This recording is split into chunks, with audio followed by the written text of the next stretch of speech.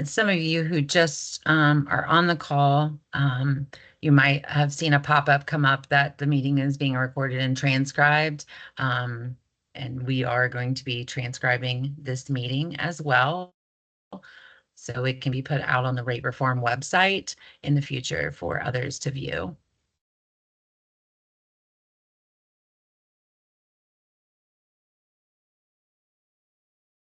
All right, we'll just give it another minute and then we'll get started. Thank you, everybody, for joining.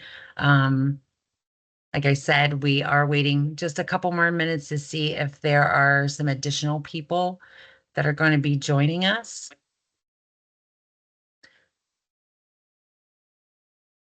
So we will begin at 11:03.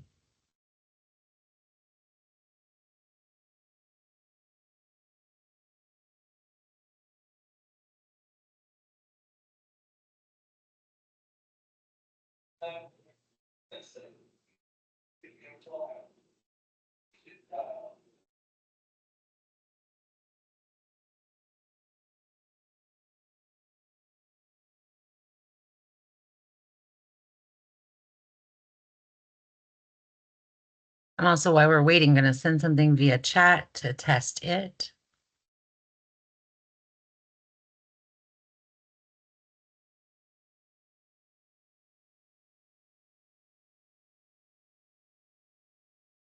Did everybody receive the chat message?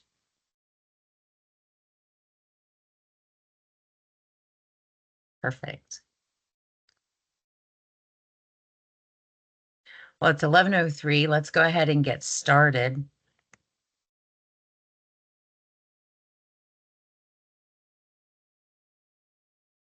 And we'll get started on our presentation. First off, I want to thank everybody for joining and spending the next 60 minutes with us here at Public Consulting Group, and also with the state of Maine and Maine Care staff that are on the call as well.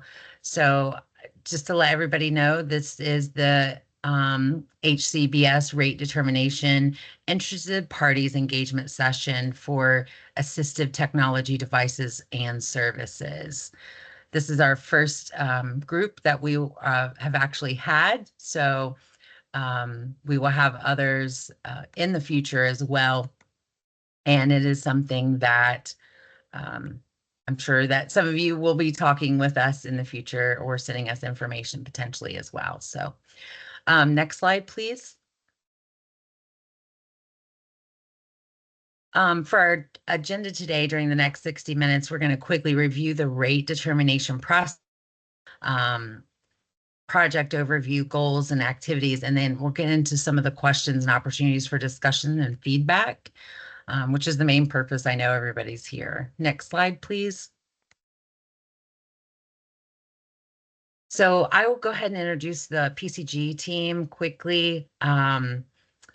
That's on the call, that a few of us that I saw. So my name is Rhonda Kern-Stralzer. I'm a senior advisor of behavioral health and the lead for interested parties sessions with this particular project. Emma Finestone is on our project as well. She's a project lead and also a senior consultant. Maddie Wall is a business analyst, and I did see Jonathan Showershell joining as well. And he is the senior consultant and project lead as well on this project.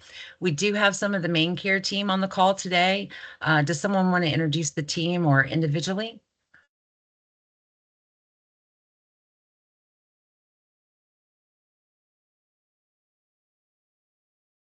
I can start. Okay, go ahead. My name is Derek Fales. I'm from the Office of Aging and Disability Services. So we are the operating agency that oversees the day-to-day operations for sections 21, 20, section 18, and also I'm joined by my colleague Allison, who oversees section 19. Hi, good morning. My name is Allison Toomey. Thank you, Derek. I do oversee section 19. And I don't know who else is here from ODES. I believe Nicole Rooney, who is my boss, is here. I am. Hi, everyone. Having camera issues, but glad you could all join us today. Hi, I'm Jessica Levesque from the Rate Reform team, project manager. Let me see, Jen.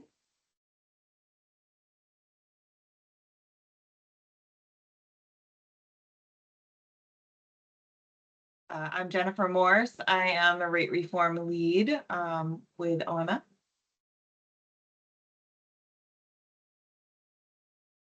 Thanks, Tom? Rhonda. Yeah.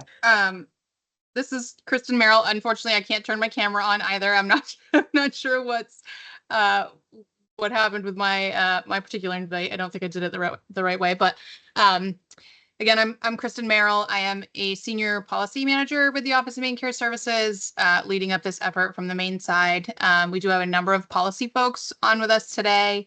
I'm not sure who can or can't unmute themselves, so I'll just do really quick introductions for our team. We have Tom Leet, who is one of our managers in the policy unit. We also have Heather Bingalis, who is a policy writer with the Office of Main Care Services, and Megan Brooks as well, who is another policy writer for the Office of Main Care Services. I think, did Mandy get to introduce herself? Not yet. No. Hi, Amanda Lee, rate setting coordinator at Main Care. Thanks. I think that's all of us, Rhonda. Okay, perfect. Thank you, guys. Next slide, please.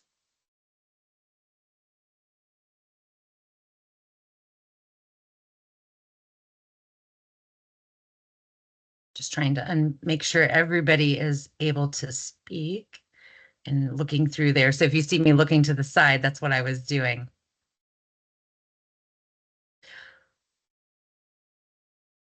So while this meeting focuses on feedback from participants regarding assistive technology devices and services, I want to highlight the process from a few slides on the kickoff call. And this particular one we're looking at, the rate reform process, sets the schedules for regular rate reviews, benchmarking, creates a transparent process, and includes a technical advisory and comment piece as well. Next slide, please. So the steps for the rate reform processing, which we talked about on that rate reform call, or initially the initial kickoff call, that was held 8/28 of 24, just kind of highlighting a few things from that, since some people may not have been able to attend or hasn't been able to review yet some of that material. However, it can be found on the rate reform website as well. So when we look at this, it has the different processes where we have the kickoff, which we've already done, the public forums, which is for feedback, which we're starting now, official comment period, which will be opened up in the future, also department review and the final determination, which will be around April of 2025. So that kind of gives you guys a timeline. So during this process, PCG will hold and conduct interested party sessions. We'll collect data, complete analysis. We're also going to develop a rate model, of course, draft rates, make presentations for final comments. Eventually, we'll finalize those rates and publish to the department, who will make those, help make those final recommendations for consideration. Also, I want to review a few items from an interested parties engagement standpoint. These meetings are the first, as I already mentioned. However, these are kind of general meetings to kind of start gathering information, and we anticipate further meetings in the future with additional focused items, as well as a survey to gather more feedback, and we'll talk a little bit more, and you'll see why throughout this process. In addition, I want to remind everybody we do have an email set up that you're welcome to send information, questions or comments to at any point throughout this whole entire process. So please feel free to use that. We can put that in the chat. Emma, if you could put that email in the chat now, we will show it to you at the end, and then also throughout. Next slide, please. So following the established requirements for the rate determination process for the home and community-based services, which this again is for the assistive technology devices and services, it also includes care coordination, clinical services, supportive skill building, therapeutic interventions, personal support services. All of these will be the focus of this project that we are doing with Public Consulting Group. And I do want to note there are other projects that are occurring simultaneously with other partners in Main Care during the same time frame, which are reviewing other sections, payments, rates, and codes. So if you do not see a section listed here, please check with the Reform website for other projects that are ongoing. Again, this section meeting will focus on assistive technology devices and services. However, if you are interested in providing feedback for any of the other sections that are listed here, please feel free to sign up for those specific meetings that will be upcoming. Those are listed on the rate reform website in the kickoff presentation. Emails will go out through the listserv, and we will also post as well in the chat. And I believe Emma just posted that as well. That's the next times. The links to sign up. Like I said, you will be receiving emails through the listserv. If you would like to sign up, we certainly encourage you to do that. Next slide, please. So overall, looking at our project goals, we want to develop and document appropriate benchmarking, service definitions, rates, coding alignment to make sure all of that is in succinct, demonstrate the impact of any changes of rates. Certainly want to engage closely with interested parties, public, getting comments through whoever, and then ensure alignment with all state and federal reimbursement requirements as well. So those are kind of just some really high level project goals for us and things you'll see throughout this whole project. Next slide, please. This kind of depicts just some activities and project overviews of things that are going on or have been occurring. So when you look at the left side, talking about the rate and the code analysis, currently we've identified codes and rates for each section, and the list can be found on the rate reform link. I've also have the link on here, and then we can certainly post it as well in the chat. So far throughout the project, we've been analyzing codes, identifying benchmarks, and for any of those services without benchmarks, we're helping to create those benchmarks from input from providers, creating assumptions based on best practices, national trends, looking at other things, Medicare, third party, different people. So when I said earlier that there's going to be other opportunities to get more focused or maybe provide survey information, that's something that we absolutely will want from the interested parties to make sure we get that information to provide those benchmarks for any of those codes that do not have a recommended benchmark. So again, throughout this whole entire project, we do want engagement with interested parties and why those sessions and information will occur later on. I just want to check. I heard someone else. Thank you guys for allowing the next person in. Next slide, please. So with all that being said, kind of giving some quick highlights, really want to start with our question sessions. And what we would like to do for this is we have 5 questions total. Like I said, it's kind of general. Please feel free to put information in the chat or come off mute if you would like to discuss any pieces or parts. This is, again, related to the assistive technology devices and services. Certainly understand some of you may have other services or sections that you are also interested in or your line of business actually provides. But we're truly just wanting to focus on assistive devices and technology at this point for this particular meeting. And one of the first questions that we have that we would like to get some feedback from everyone is, what concerns do you have about this rate determination process that you would like our team to be aware of regarding assistive devices, technology, and services?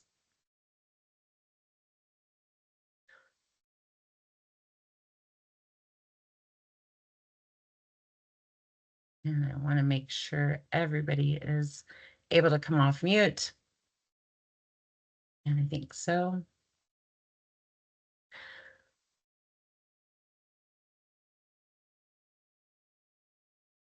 Are there any concerns or things in general that you guys would like to bring up about this rate determination process right now regarding assistive devices, technology, and services?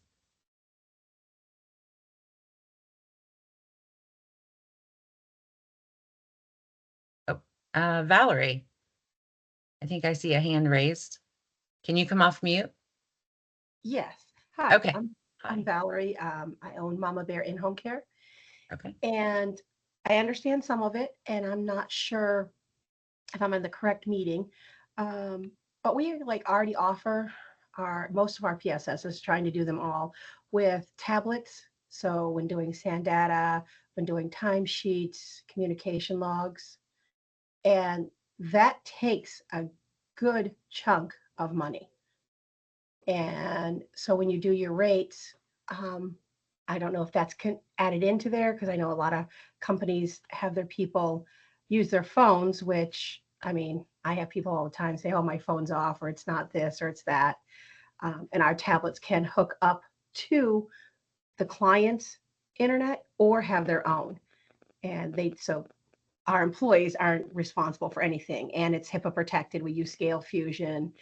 And so the tablet's completely locked down. They can't use anything for personal. So Okay. I was wondering, in the device assistance, is that going to be incorporated into the rate? Because we are such a technical society now. That's a very good point. And I think something that our team absolutely would consider as well in that, and in the rate, and certainly something that we will identify for our team to look at and make sure that that is something that we're taking into consideration. Because you're right, technology is something today that is, it's everywhere. And we're just trying to stay ahead with it. And it definitely is a big chunk. And I have a lot of people going, oh, don't use the tablets. Well, they work better. People can see them, clients can see them when they have to sign things. Okay. So, No, that's very good. And then I also heard you mention regarding technology, not only the tablets in and of themselves, but also the systems and the requirements as well, is what I'm hearing you say in relationship to having HIPAA compliant technology and systems, and some of those things as well. So it's not just the physical equipment, it's also the systems and some of those other pieces that go along. yes, like the apps for SAN data, EVV, whatever you want to call it. And our timesheets, we go through due forms just so everything, there's another copy out there when if something gets lost or whatever, we have our update. And it's just very expensive to be Sure. using the separate ones. And so I just want to know, are they going to start including that into their rate increase? And besides, I know this is not about the regular, but PSSs are one of the hardest working people out there, and they're looked upon down as the lowest. And I tell them every day, you're not. You're the mainstream for everything here. So, and I try to pay accordingly just to keep them up. Perfect. Well, that is very good insight for us. And Valerie, I appreciate you being the first person, because sometimes it's hard to be raise your hand and be the first person. So thank you for that, first off. Secondly, I want to let everybody know that our team behind the scenes is also taking notes. While this is being recorded and transcribed, we're also taking notes. So once this presentation becomes live out on the Reform website, you will see that different pieces, or in each box, those highlighted areas that are brought up throughout this meeting. And not specifically who said what. It won't be that. It's going to be, again, what those high level areas are, or concerns that you may have, or potential answers. So I see a couple other individuals. It looks like I'm wanting to say, sorry, my view just changed. I think Ryan is Ryan? first and then Yeah. Spencer second. Thanks, Derek. You're Hi, this is Ryan Gallant, and I operate Gallant Therapy Services, and we do a lot of AT evaluation, AT assessments, sorry, through Section 21 and Section 29. And one of the things that we've run into in terms of a barrier is all of our staff that do this are occupational therapists, and so the rate doesn't equal what the occupational therapy rate is. So for us, we actually lose money when we have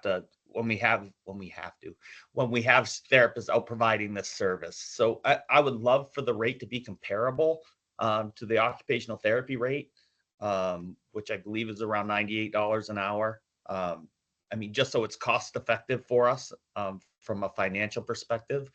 We love the service. We've had great feedback about the service from the members that we provide the service to.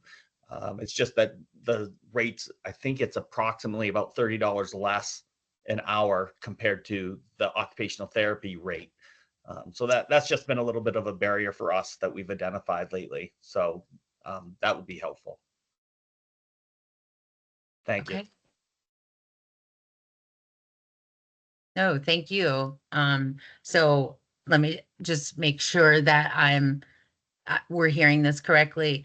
It sounds like there's a gap between what I'm hearing is the rate and the provider who is providing that service. It sounds like there's a rate and a gap in between there. Yeah, I think, and so we have master's level clinicians providing the assistive technology assessment. And I don't think the rate quite matches that we can use those clinicians and other services, they get reimbursed more. So if that discrepancy between the two could be a little bit closer, it would be really helpful for us to be able to continue the service. Okay. Thank you, Ryan. And it looks like we have another individual that has their hand raised. Go ahead. Well, I'm just wondering if you can open the chat. These questions are being asked, but I can't respond. Let's see. It should be open, but let me make sure.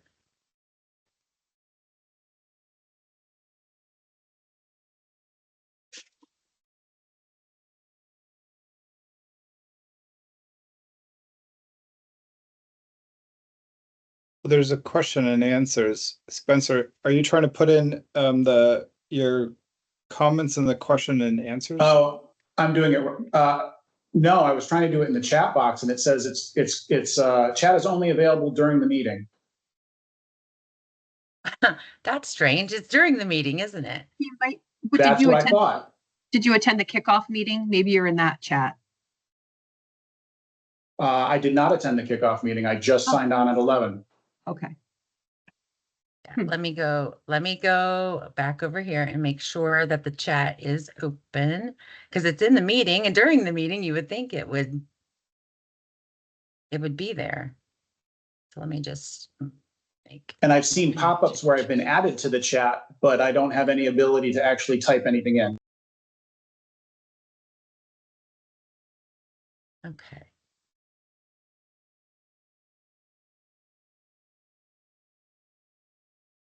Are other individuals also experiencing inability to submit comments via chat? I see that really the only chats that we've received since the introduction are internal folks. Not sure if others are experiencing the same issue. See if you're able to do it now. I just turned it on.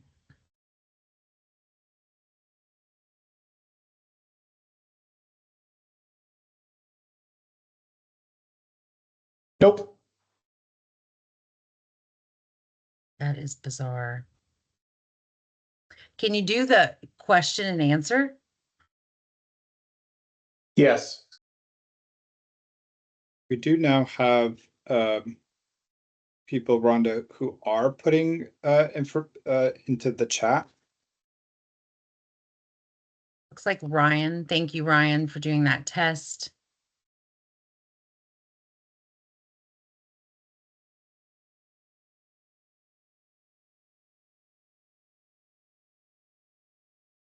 Yeah, it might just be me, and I don't want to sidetrack the meeting, so please continue.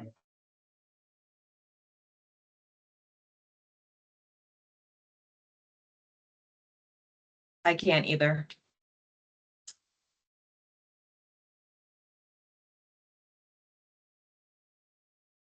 All right. Let me just make sure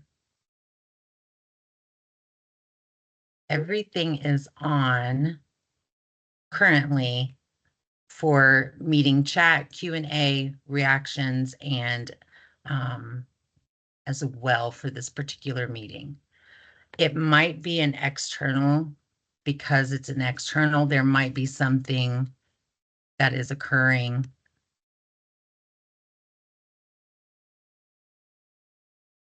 On an external, is everybody able, is anybody else experiencing chat issues?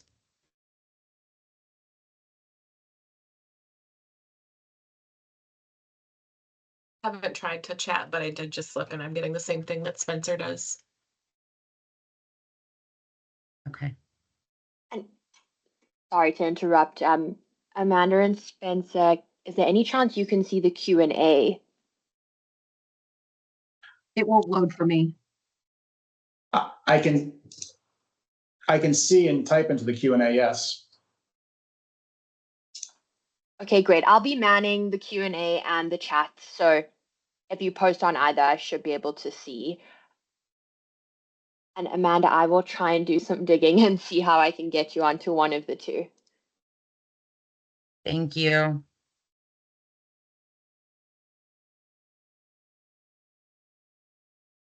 Folks are also welcome to verbalize if you're comfortable with that. You can come off mute and answer the questions that PCG is presenting if either the chat or the Q&A option are not working.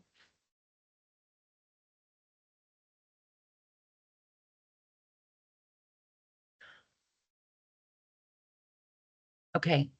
Are there other concerns about the rate determination process that anybody else would like to bring up?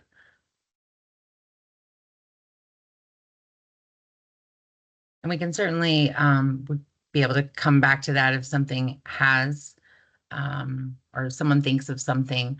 But if not, we can go to the next question. Next question.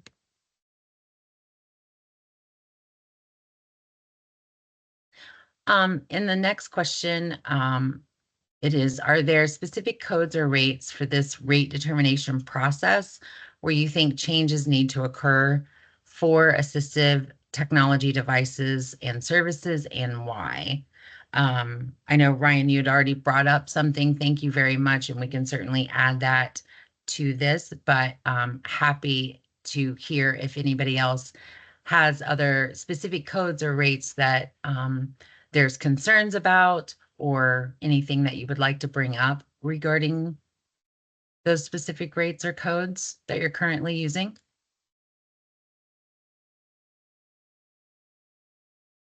Nora? Good morning. I'm Nora Eskin from Independence Advocates of Maine.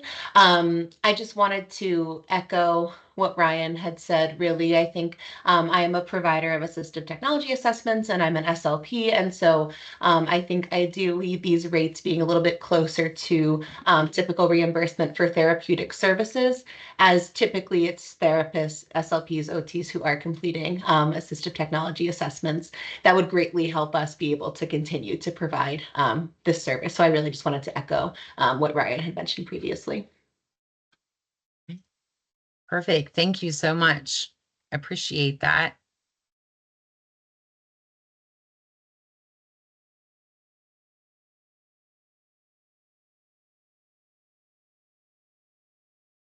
Are there other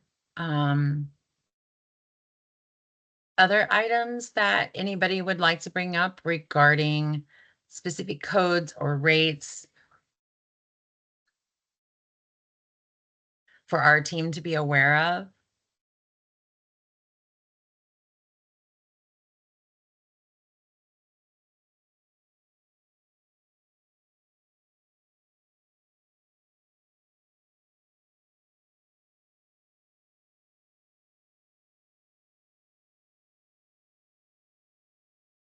I'll give people a few more minutes in case there's something else that someone would like to bring up.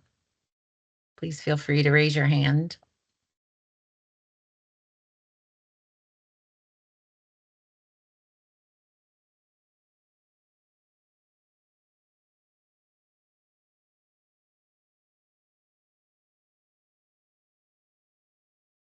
If there are other things that we think about, or you would think about as we continue into the next questions, we can certainly go back.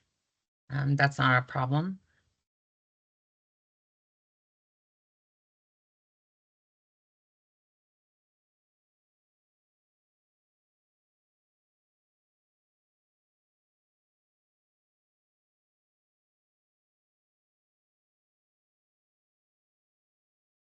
Okay. If there's something else, we can come back to that. We certainly will. We can go to the next question.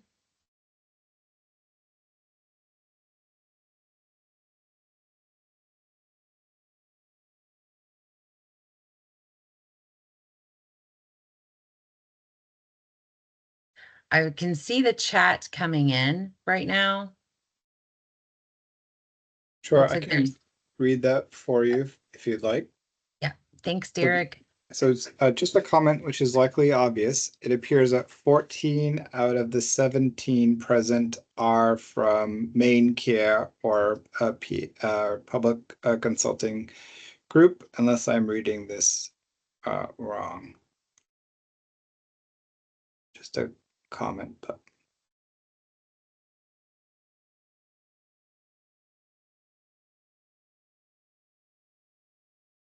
Thank you, Melinda. I do certainly understand that there are several people from main care as well as PCG.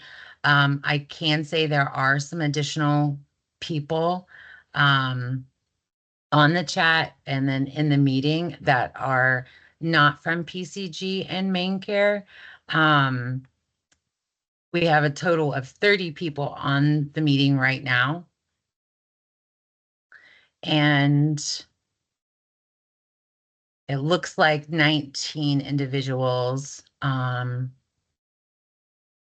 from external that are not all specifically main care or PCG. There may be a few sprinkled in there, but 19 attendees.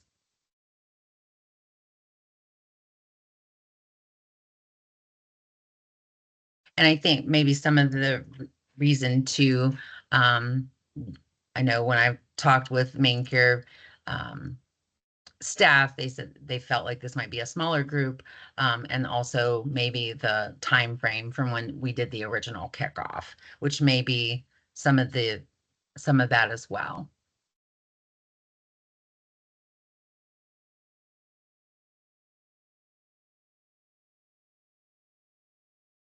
Looks like something else is coming in. Got some individuals.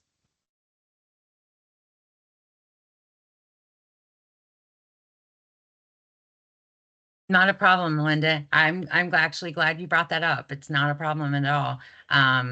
Because certainly if there was only 3, that might be why we also are getting limited information. So thank you for bringing that up.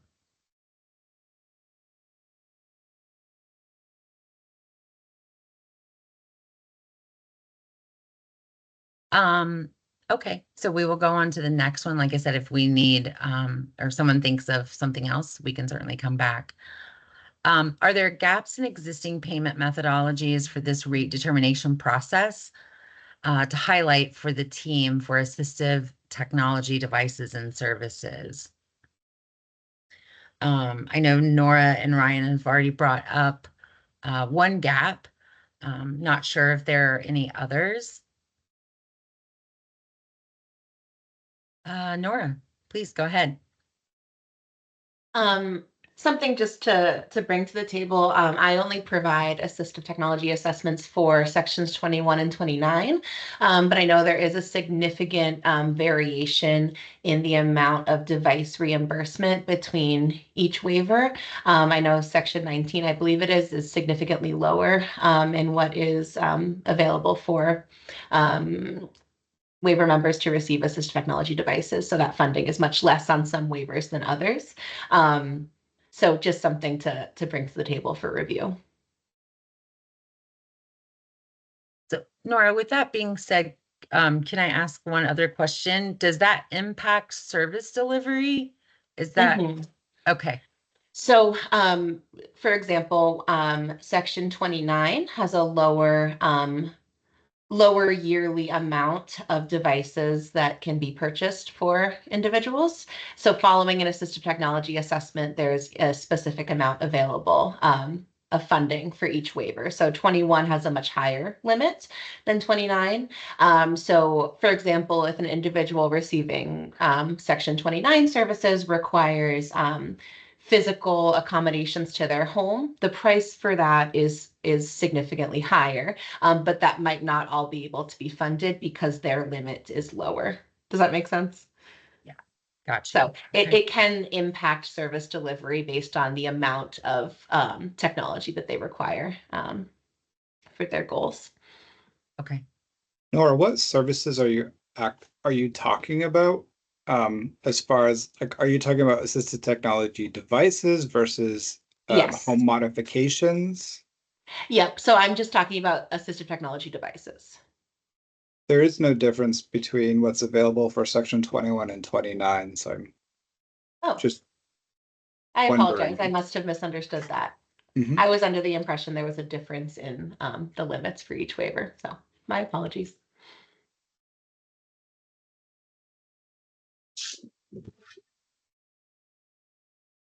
Thank you, Nora. Appreciate you bringing that up as well. And thank you, Derek, for further clarification. We have another individual, Spencer Reed. Well, there is a difference between the service that can be provided. I'm speaking specifically to remote supports because section 21, the amount of hours that somebody can have for remote support is, they can have the max, but if they have section 29, like nothing else, no community supports, work supports, any of that kind of figures into the calculation, but for section 29, it does. And so it's almost impossible to provide remote supports to someone that receives section 29. We can do maybe a few hours as opposed to, 70 hours for someone that gets section 21.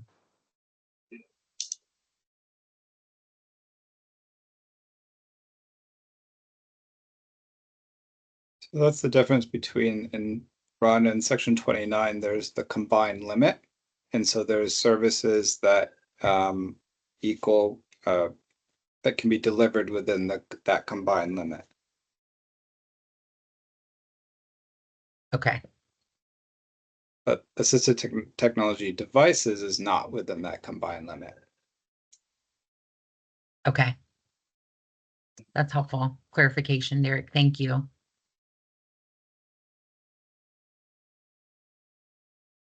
Ryan.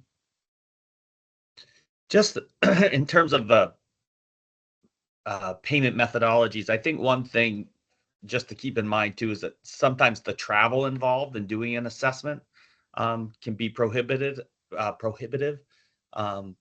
Again, I think in the northern part of the state, I don't believe there are lots of providers. We often get lots of requests for extreme, very northern Maine, and it's just hard for us to do those sometimes. So if that could be a consideration, I don't know if there's any way to tie that in. I know it was great when the telehealth component was permitted as an option to help with some of those, but still there's times when you have to go on site to assess an individual or to get a good look at what's happening.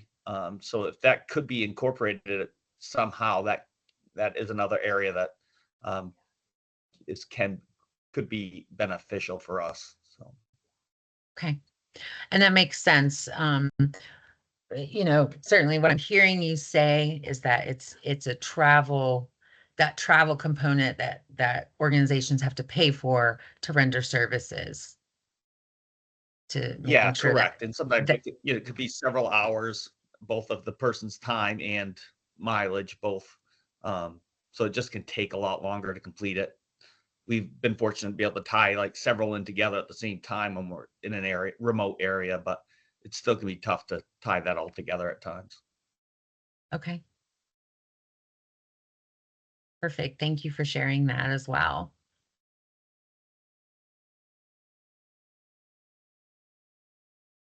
Are there other gaps in the existing payment methodologies that anybody else would like to highlight for our team regarding assistive technology devices and services?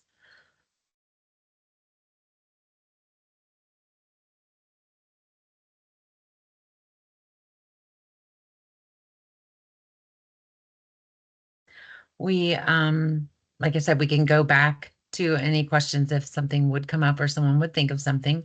So with that being said, we'll go to the next question.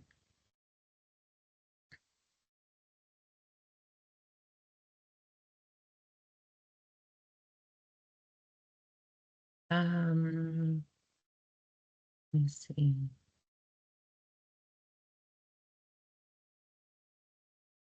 What do you think is most valuable for our team to know regarding assistive technology devices and services for this rate determination process?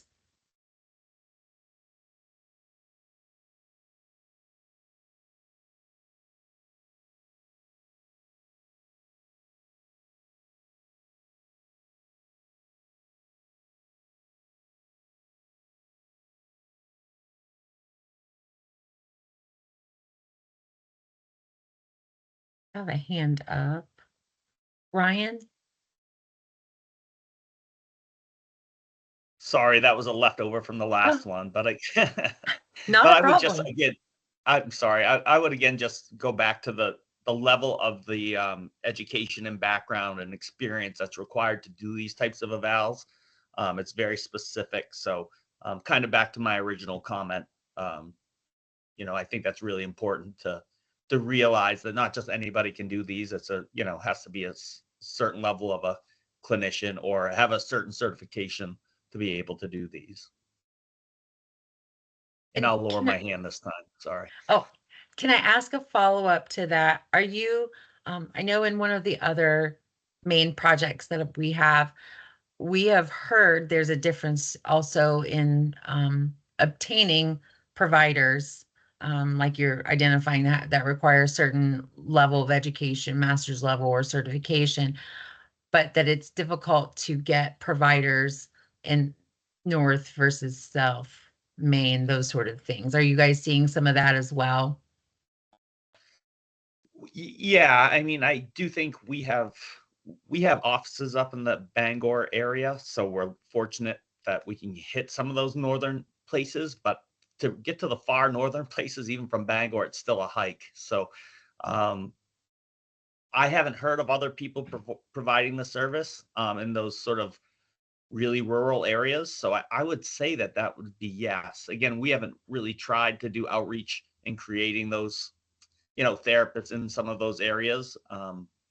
But I don't know of other providers up in those areas. People at Maine Care may know. But Okay. Yeah, I wasn't sure if it was a recruiting sometimes issue as well. Because certainly things have changed, right? In all of our world since COVID. And that was one thing I was trying to get at is there a recruiting kind of issue?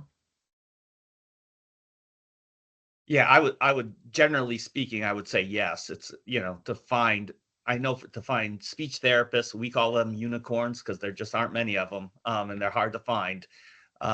So I would certainly say speech therapists and OTs are, there is certainly a recruiting issue around that. Okay.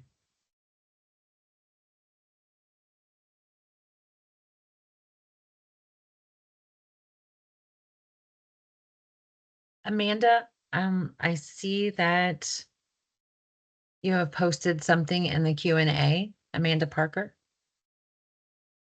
Yeah, on the services side, we've been noticing, like, we'll often ask for the case manager for an AT assessment. And they're telling us that even the assessment is not allowed in sections 21 or 29, or is going to eat up all of their funding and they can't access anything else. So I think there's just a gap in knowledge there that could be corrected. Perfect. Thank you so much.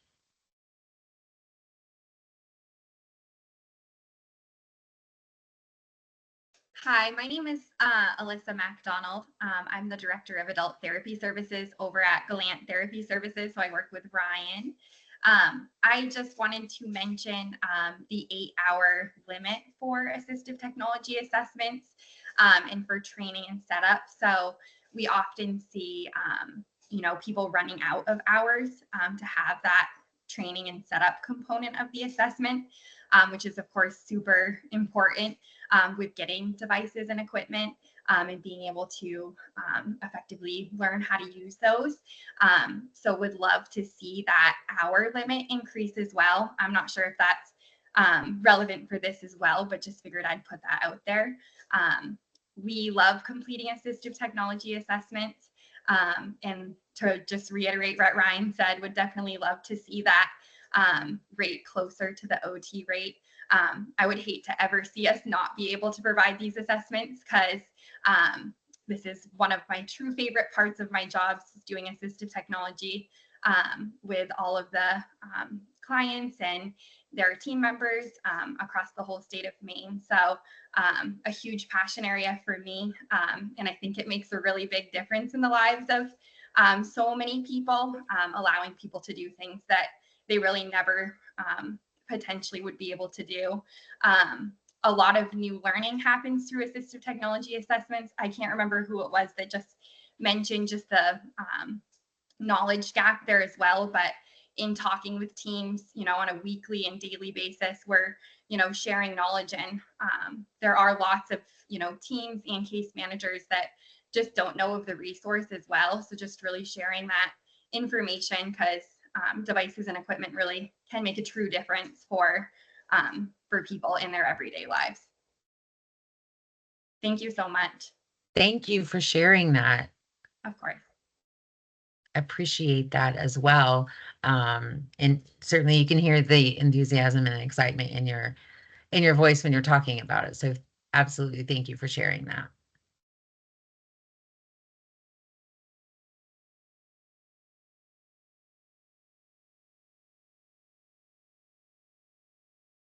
Anybody else want to share anything that you feel that's most valuable for our team at PCG to know regarding assistive technology devices and services for this rate determination process?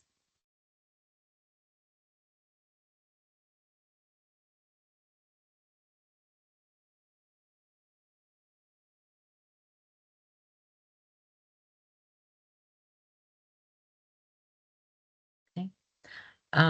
Maddie, is there one more question? I feel like there is. Yes, the last one is there any general concerns that you would like to make sure our team is aware of regarding assistive technology devices and services for this rate determination process? And when we say general concerns, someone brought up, a federal regulation, the kickoff call, or, a specific rule related to Maine and the delivery of care service or something like that. So if there is something general like that, that you guys would like to bring up or make sure that we have on our radar, or is that something we're going to look into? Please feel free to bring that up. We'll be happy to put it on here as well and make sure that, our team is aware of that as we're going through this process. Brian?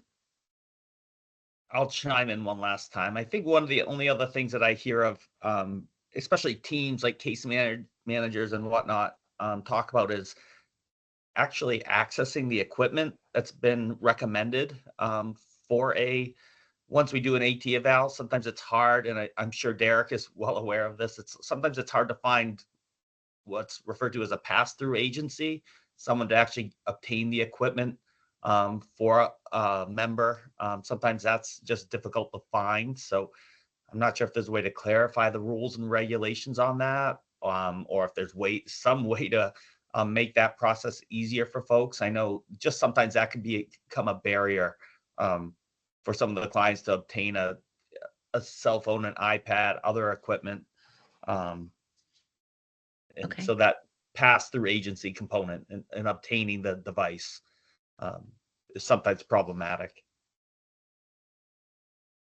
Thank you, Ryan, for sharing that. Certainly something we can identify on here as well. If there are other items or concerns that maybe this project does not address, we can certainly identify it here and also, raise that, maybe in the report or to others that might be able to help as well.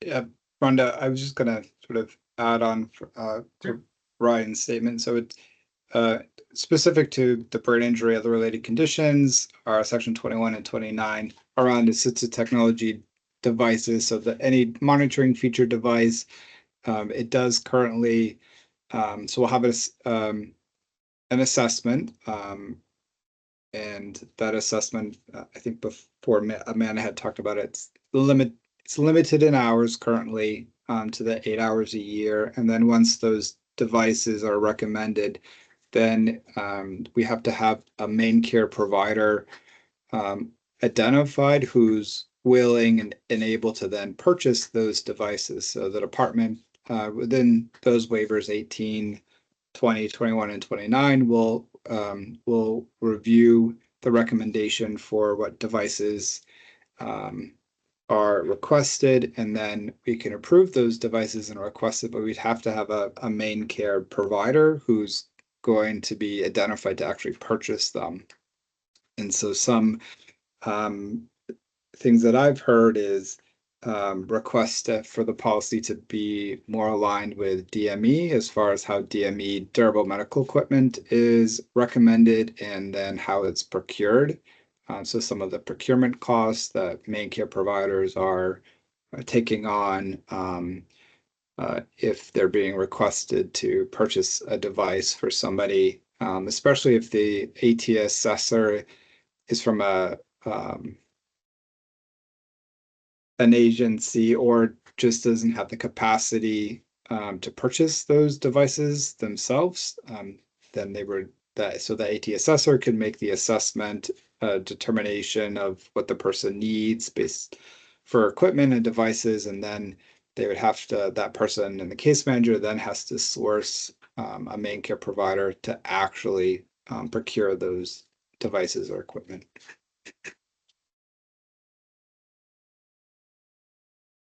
Thank you again, Derek, for your clarification. Appreciate that.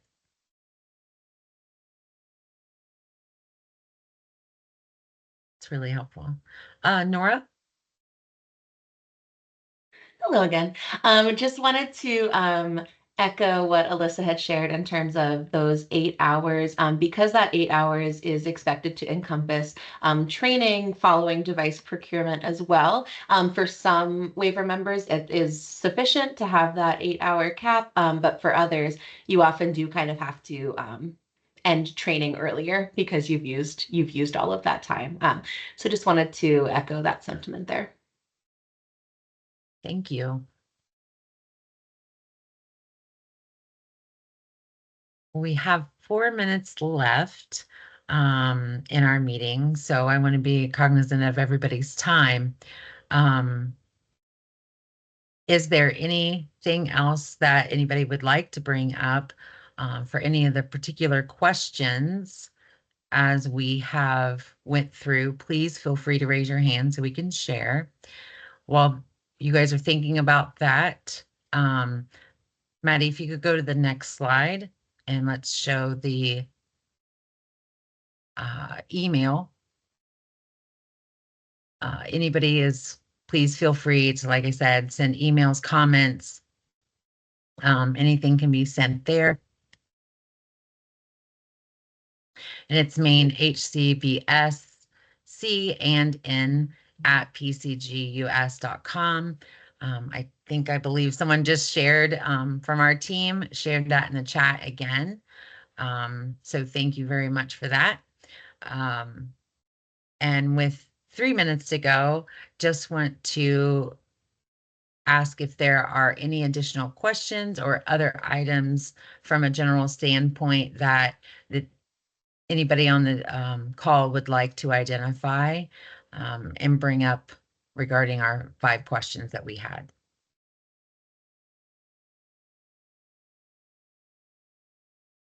Or other questions that our team may be able to answer.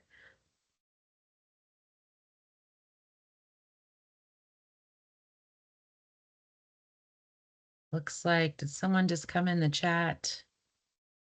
Oh, Emma, you had posted that in there. Brian, I saw your chat. Thank you very much. Thank you for your time and also your input. Very much so appreciated, not only to you, but all the others on the call. We have 2 minutes left. And I want to thank you guys for being on the call and providing some of this information. It's been very helpful for us in our team as we continue throughout this process to look at rates codes and do some additional analysis, and gives us some additional direction. As we continue throughout this process, like I said, there will be another meeting with maybe even some more very specific codes or additional questions, as well as a survey in the future. And please, like I said, reach out to us if you need to directly through email. And then also watch for any of the communications for additional meetings or surveys or anything else that's coming out from us through the listserv, and sign up for that if you have not. And then also sign up for any of the other meetings that we're going to have in the future to talk about some of the other very specific sections. So with that being said, I want to thank everybody for joining. Check out the Maine Reform website for the video, as well as links to some of the different chats or different things that may be coming out from this. I'm not sure what the state will put out exactly, but all those things will be listed for this particular meeting on the Maine Reform website. And with that being said, thank you guys. Have a great day.